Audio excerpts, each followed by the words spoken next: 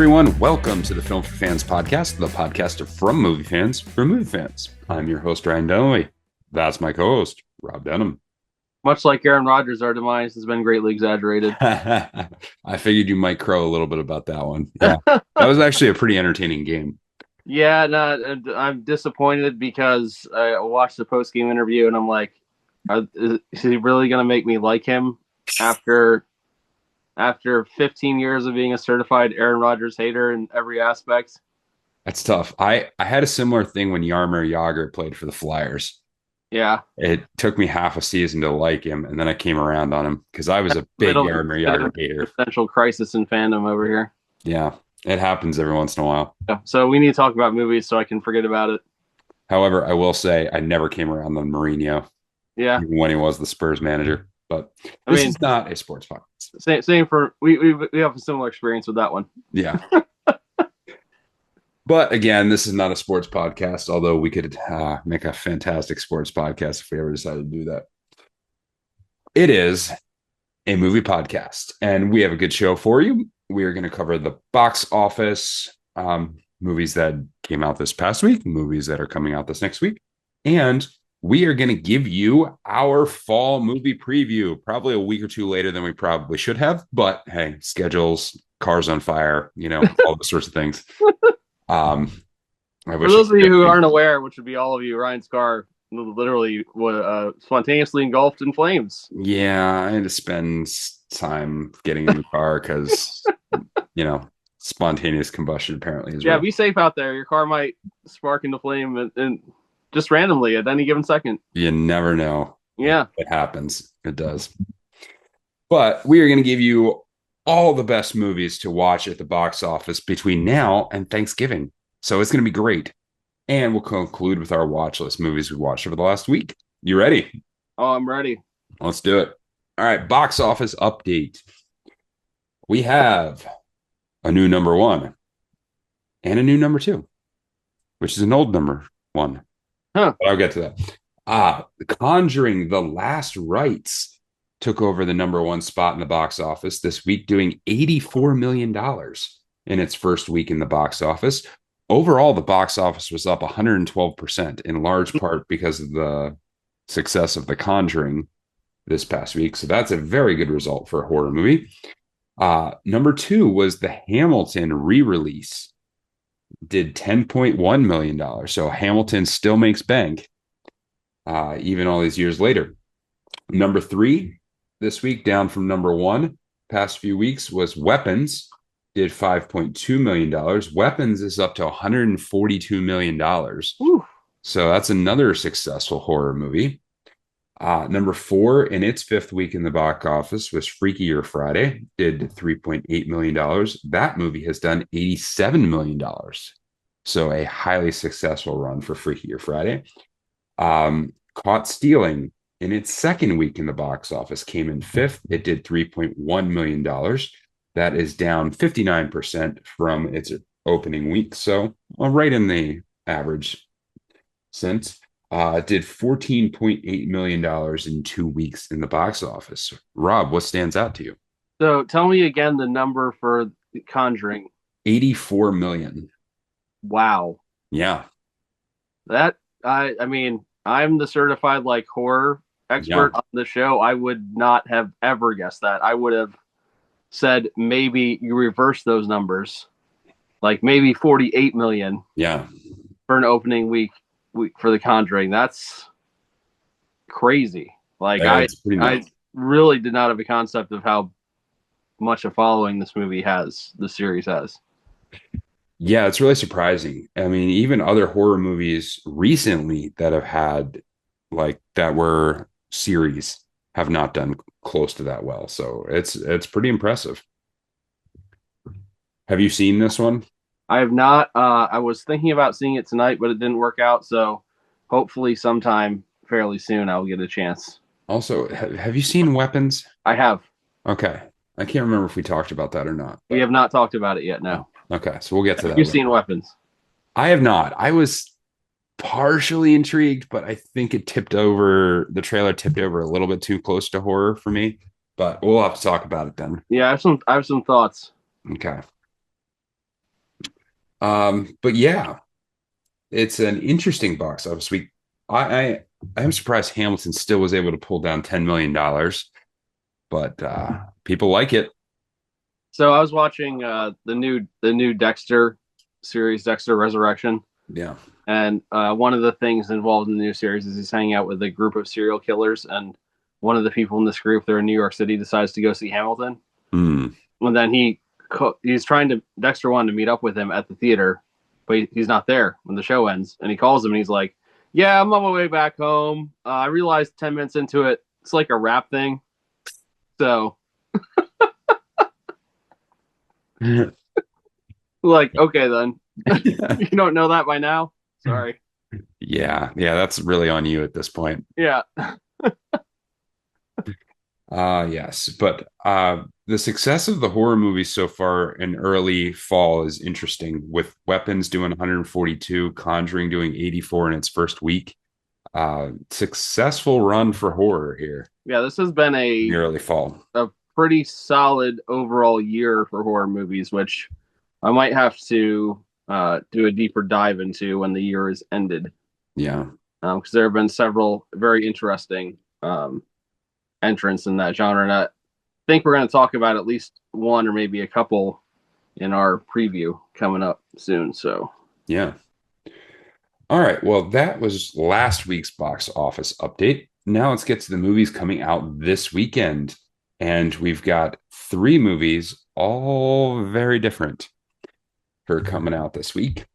The first one is Downton Abbey, the grand finale, rated PG, 2 hours and 3 minutes.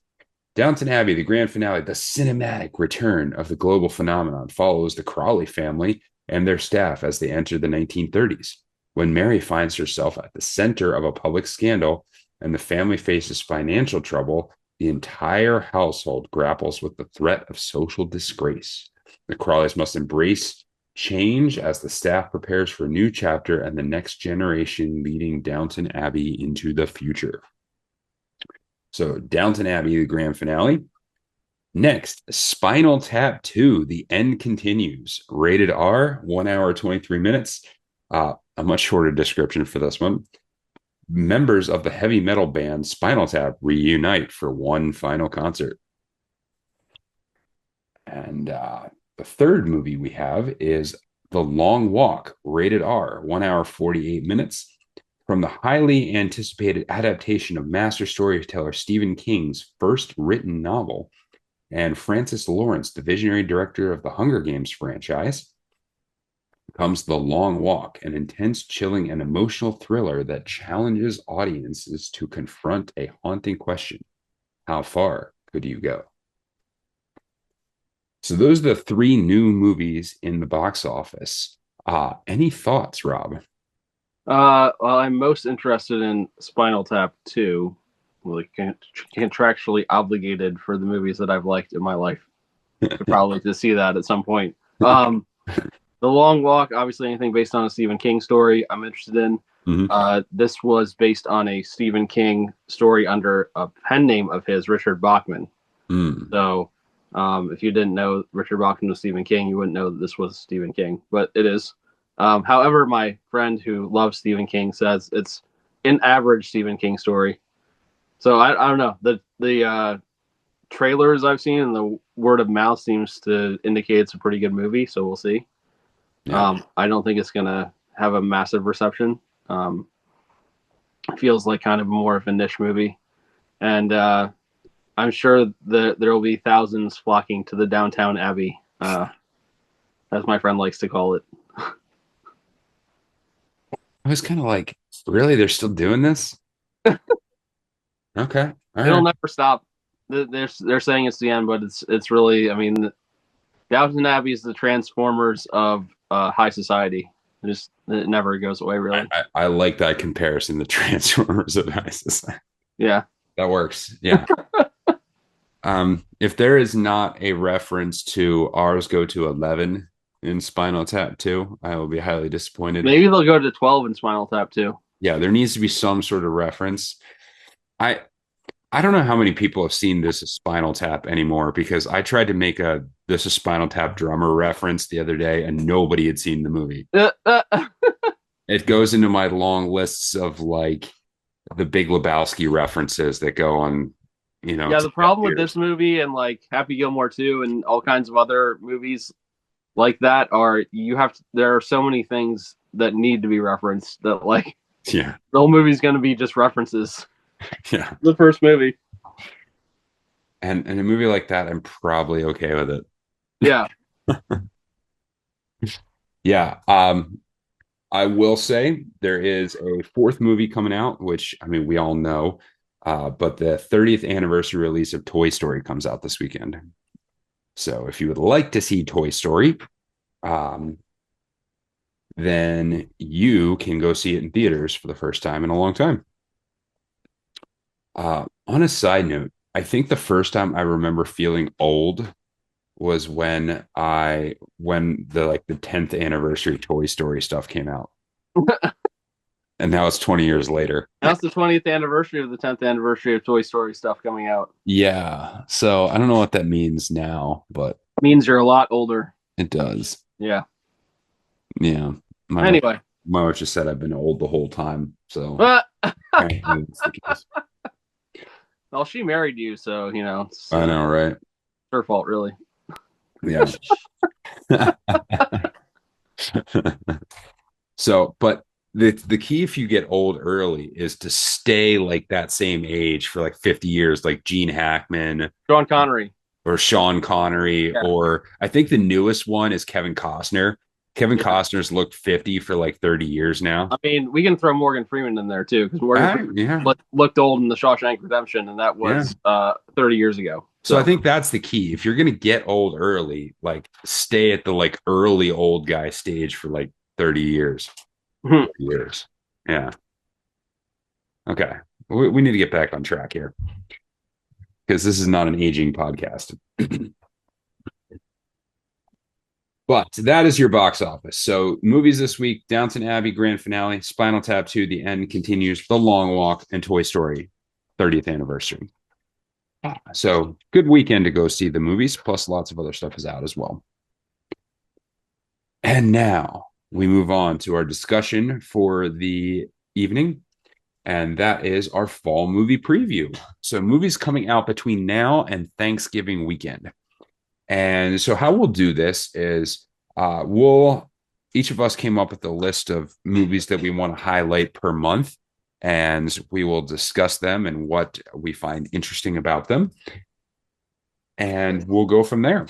So let's start with September. Movies coming out the rest of September. Obviously, we were halfway through the movie or the month. We've just previewed what's coming out this weekend.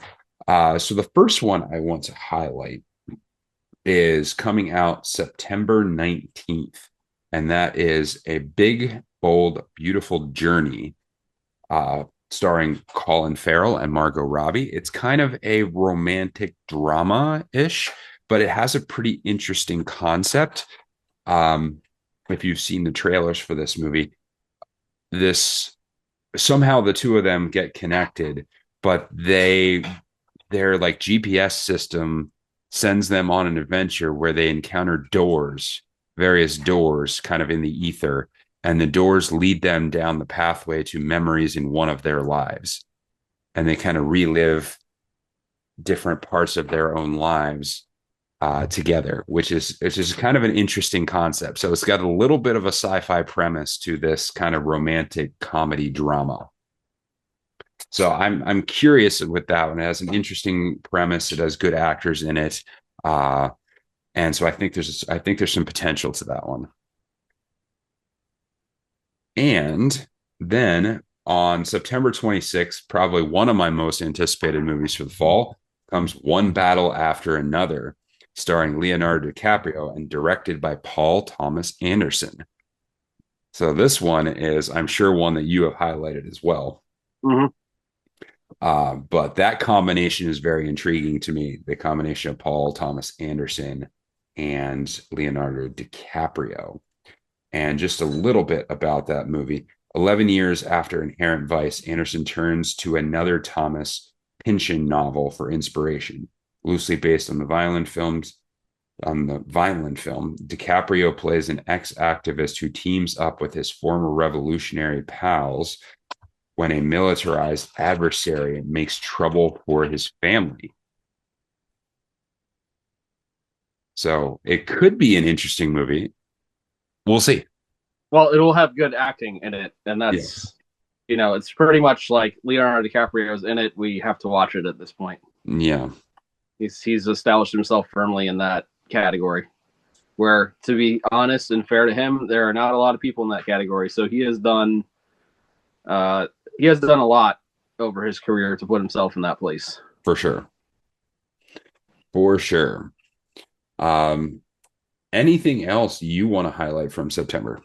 Yeah, so I do not have the date because I cropped the dates out because I'm stupid. Uh, but the movie that I think the movie I'm actually most interested in for the entire month of September is called Him. Yes. Mhm. It's a horror movie, but it's also a football movie. And have you seen a trailer for this thing? I have. It's It very looks absolutely crazy. bizarre. It looks So very it's bizarre. produced by Monkey Paw Productions, which is Jordan Peele's company. Um, the description says a promising young player joins an isolated compound to train under a dynasty team's aging quarterback, but there's something else sinister going on in this place. A chilling journey into the inner sanctum of fame, idolatry, and the pursuit of excellence at any cost, featuring an electrifying dramatic performance from Marlon Wayans. That is like that in itself is a bizarre mouthful of a couple sentences. Yeah. Um, Dramatic, electrifying performance from Marlon Wayans is not something that I necessarily would have ever expected to read. But Yeah. watching the trailer, I believe that that's probably what's going to happen in this movie because he looks like he puts a lot into this role. It looks very psychotic. It really Yeah. does. And very Um, trippy. I'm pretty sure that this movie is actually a documentary of Aaron Rodgers' Darkness Retreats, and I'm very much looking forward to seeing what informs his decision making process. Yeah. Because it probably does involve like snakes and demons and ghosts and all kinds of psychotropic drugs and whatever else is going on in this movie. Because this movie is absolutely off the wall. Yeah, for sure. Him comes out September 19th. Okay, that was the only other one I had highlighted for September. Yeah. Could be some interesting movies. I kind of like, in general, I kind of like the fall movie timeline because I think you get some of your best movies of the year typically come out during this time. And so I want to make sure we get to that for sure.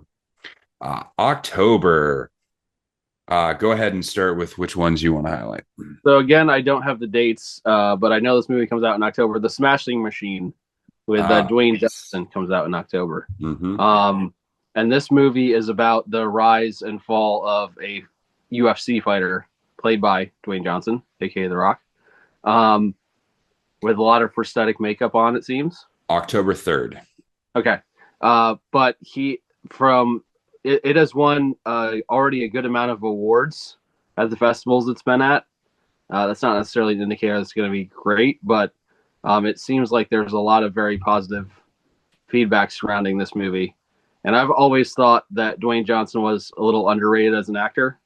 And I think seeing him in like a fully dramatic role based around something that he knows is probably going to be a good performance. I just have a Yeah. feeling it's going to be really good. Yeah. And he's co-starred there by Emily Blunt. So that's Yeah. not a bad thing. She's always good. Yeah. And it looks from the trailers like very dramatic, very behind the scenes kind of into that world, which he would definitely know about. So, For sure. and it has a lot of famous real life wrestlers and UFC mixed martial arts people involved in the movie as well too. So it's going to definitely have a lot of realism to it, I'm sure. Yeah. Yeah. Not one that I'm like overly interested in, but I think it's got potential to be good for sure. So the second one I want to highlight is it's really hard for me to say which movie I'm most excited for in the fall because I have different reasons to be excited for different things. Obviously, you know what one of the ones in November for me is going to be. Mhm. But Tron Ares Oh is, yeah. is a movie that I have been waiting for since Tron Legacy came out, which was Yes. 2010. Hmm. So it's been a long wait. Uh-huh. And man, this movie looks like it's going to be so good, and it looks like it's going to sound so good. Yeah. It seems like the Nine Inch Nails soundtrack is going to it has a chance to rival that Daft Punk soundtrack for something I never would have thought possible. But it's going to be sonically massive in just a different way. It's probably not going to be a good like studying soundtrack, but it's probably going to be a good rocking out soundtrack. For sure. And I really so Jared Leto annoys me. He's frustrating because I really want to like him as an actor, and I think he is a good actor. But I think that he is so method that he pours himself into these characters, and when the characters are garbage, which is not necessarily his fault. Actually, I would argue that Suicide Squad and Morbius were not his fault. You can only do what you have in front of you. Mm-hmm. But I think the fault is more in why did he select those roles Yeah. when he could have done something else? Because we've seen in other things, Fight Club, Dallas Buyers Club, uh, Lord of War. There's been several other examples where he's been phenomenal in good roles. Mm-hmm. I would like in Tron, he didn't have a massive role. So I'm looking forward to seeing like it looks like in this movie he's going to be like the guy because Yeah. he's the representative of the AI, Ares. Yeah. So I'm really looking forward to seeing what he brings to that character, and I'm hoping that it's something that gets him actually some recognition for the actor I think he is. I just think he's unfortunately for whatever reason found himself in some roles that didn't highlight how good he really is. And the question for him kind of always is he just better as a supporting actor? Or has he just made bad choices when he became a lead actor? Or were those the only movies like where he's like had legitimate chances to be a lead actor and nobody wants to hire him as lead actor? I don't know. But Yeah. I think that's the real question. And the only real question mark for me with this movie is can Jared Leto be the lead in this and pull it off successfully? I am beyond pumped up for this movie. I did see that some places are doing a double showing, an IMAX double showing of Tron Legacy and Tron Ares, and that sounds unbelievably amazing. Tron Legacy was one of the greatest IMAX 3D movies I've ever seen, and I just like I cannot wait for this. It's incredible. Yeah. Yeah, so that's my number one by far is Tron Ares, and we've been Was there waiting for anything this for else so for you long. in October? Yes. I'm going to highlight a couple of other movies that I think could be interesting. I'm not 100% sure if I'm going to like this movie, but it has some intrigue to it. Good Fortune on October 17th, starring Keanu Reeves, also starring and being directed by Aziz Ansari. Hmm. Um, he's kind of like a guardian angel protecting Aziz Ansari, but it's kind of a comedy. So it's an interesting kind of like lighter take on Keanu Reeves acting. And so it's got a bit of humor. It's kind of a comedy, kind of a drama. It's got potential. What to say? I don't always like Aziz Ansari, but sometimes he comes up with some good stuff. And I would be interested to see a lighter Keanu Reeves role and see him acting in a lighter role. So Yeah, and he went through Aziz Ansari went through some personal problems of his own doing that have kind of removed him from things for a while. So it'll be interesting to see what the reaction to him is. yeah. October 24th, House of Dynamite. Now, this is a Netflix movie. And so I wasn't sure. It was hard. It was on my list, but I wasn't sure if it's actually getting a theatrical release or not. But the reason why is because it's directed by Catherine Bigelow, who Zero Dark 30, Hurt Locker, has won Academy Awards. Idris Elba and Rebecca Ferguson star in this movie. Um, Hopefully it doesn't have the same trend of like Netflix movies being like, well, that was okay. Oh, there is a Netflix movie in November also that I think is probably going to be on both of our lists, but we're not there yet. Yeah. Um, Um, but yeah. yeah, maybe this is the actual sequel to the Mission Impossible movie that we wanted. Yeah, so House of Dynamite there. I'm looking forward to that because of the cast and crew involved in that particular film. All right, you ready to move on to November? Yep. What do you got? November 7th, Nuremberg, starring Rami Malek and Russell Crowe. And Rami Malek is a psychologist who is in charge of evaluating the Nazi prisoners before trial. This movie seems really interesting and really intriguing, and Rami Malek and Russell Crowe are always good. So I'm really looking forward to this one. Uh, Predator Badlands comes out also on November 7th, starring Elle Fanning. So this is going to be the same director who did Prey and who did the animated series as well. So I know you were highly recommended Prey at Yeah, Ray was phenomenal, different take on the whole series. So yeah, yeah. I'm looking forward to this for sure. So I think Elle Fanning is usually pretty good as well. Um, November 14th, The Running Man, which is one I'm very intrigued with as well. Edgar Wright, Glenn Powell, and Josh Brolin star in this particular one. I have reluctantly come around a little bit on Glenn Powell. Um, he has generally been pretty good. I think he has like a kind of a punch me face. And so that sometimes dissuades me from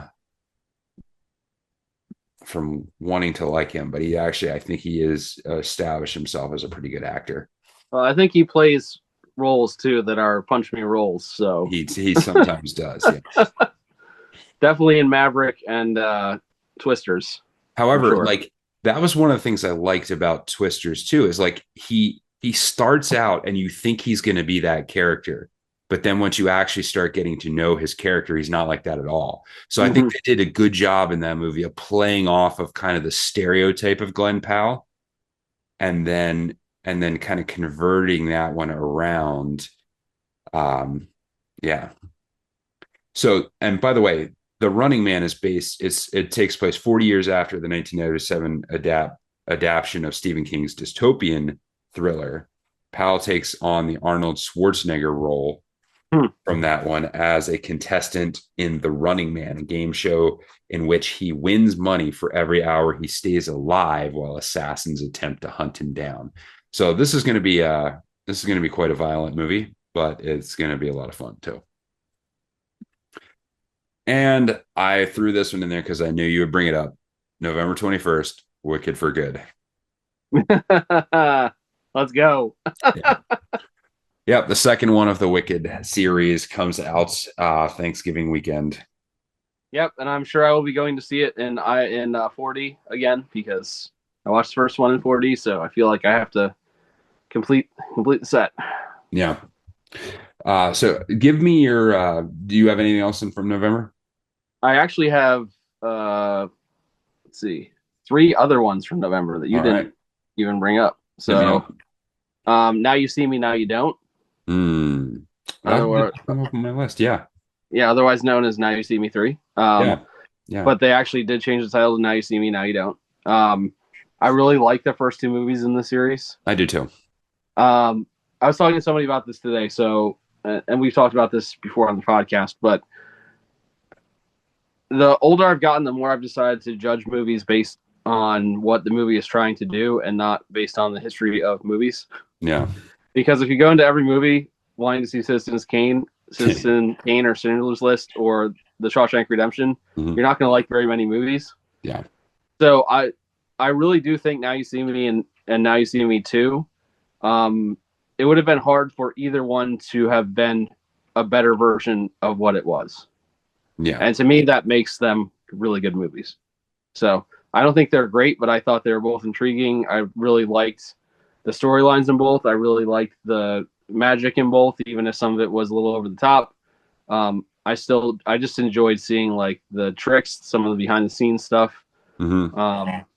And so in this one, it's a younger group of magicians trying to figure all this out and join the Eye, and then the original Four Horsemen come back in it, and Morgan Freeman is also in it. So it'll be cool to see everybody working all together. Justice Smith is one of the group of the new four magicians. He of Detective Pikachu, et cetera, et cetera. So I'm excited to see this one for sure. Yeah, definitely. I had Wicked for Good, obviously, and then I don't know if this slightly goes past the time frame you were thinking, but right at the end of November we have Knives Out 3 See, come out. I had Knives Out 3 in December. Okay, the So list I was looking okay. at said November 27th, I think, but maybe it's possible it got pushed back. But this was like I'll look that they up. said the most up to date list. Yeah. I'll look it up to see Yeah, what the stated current release time is. Because yeah, that one's definitely on the list. If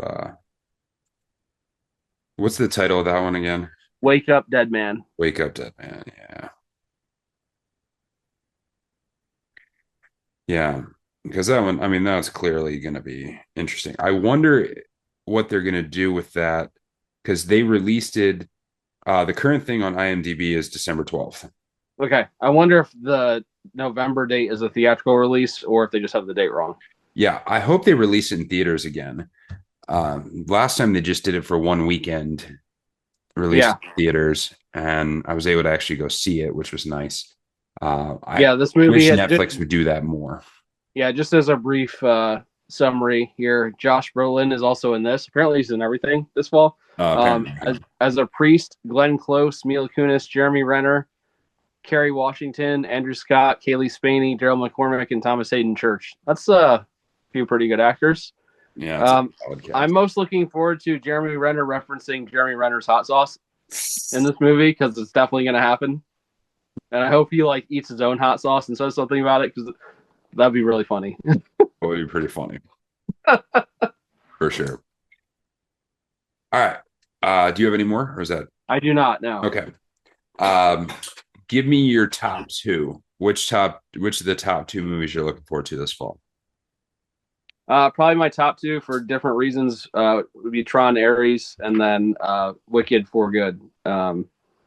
Just because how much my family liked the first one, I know we're going to go see the second one, and I'm sure it will be more memories with my kids, and that's something that's really important to me.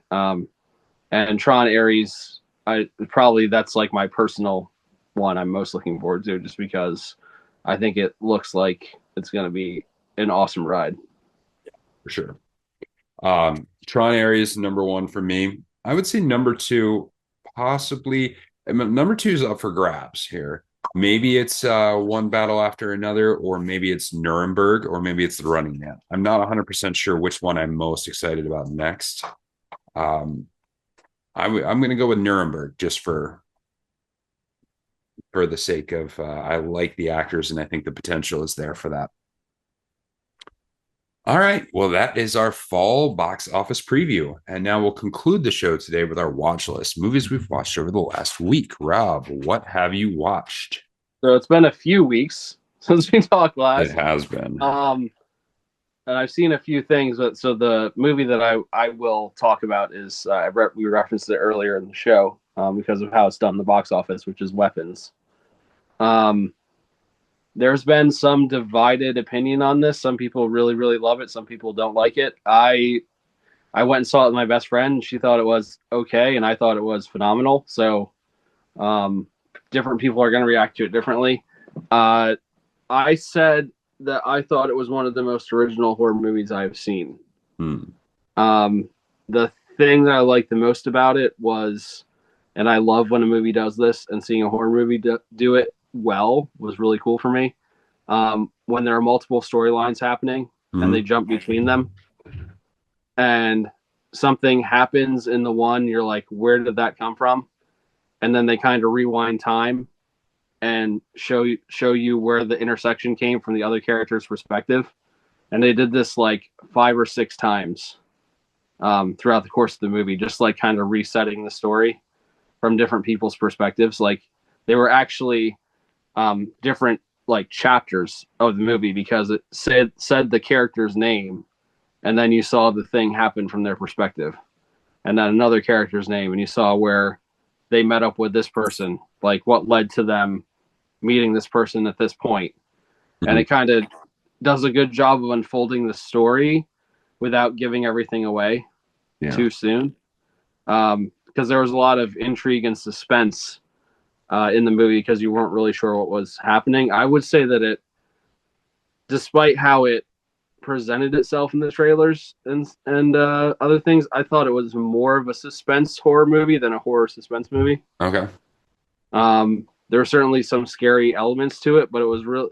The real scare of the movie was that they're trying to figure out what's going on. They can't figure it out until they finally do, and then it's like, oh wow, that's terrifying. Um, there was there were a couple choices made in the movie that I didn't necessarily think were important or added anything to the movie visually, aesthetically, just storytelling wise. But overall, I really like the movie, and I'm not surprised it has had such a. I mean, it's had a massive reception. Yeah. I think the movie was like 30 something $1 million to make, and it's over 140 right Yeah. now. And that's, I That's mean, and that's why it intrigued me. Like anytime a movie has that, like a thriller horror movie has that kind of appeal, it's obviously appealing to a broader audience than just horror fans. yeah, So that's where I start getting interested in, okay, is this something to see? Is it not something to see for me as a non-horror guy? yeah. And a side note, I got to see this one in the theater with several people who were very vocal about everything happening on the screen, and I actually like that, especially in a horror movie. They're like, "Oh no, no, don't do it!" Like, it was very funny. It added to the experience for me. Nice. What did you see last couple of So weeks?